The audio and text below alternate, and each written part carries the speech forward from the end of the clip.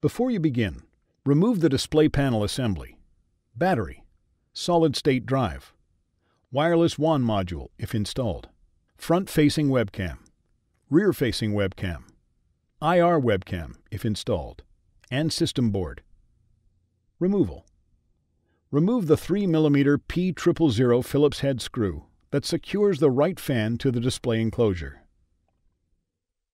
Lift the right fan off of the alignment pins on the display enclosure and remove.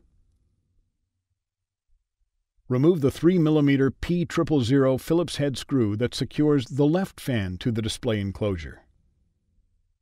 Lift the left fan off of the alignment pins on the display enclosure and remove. Reverse this procedure to install the fans.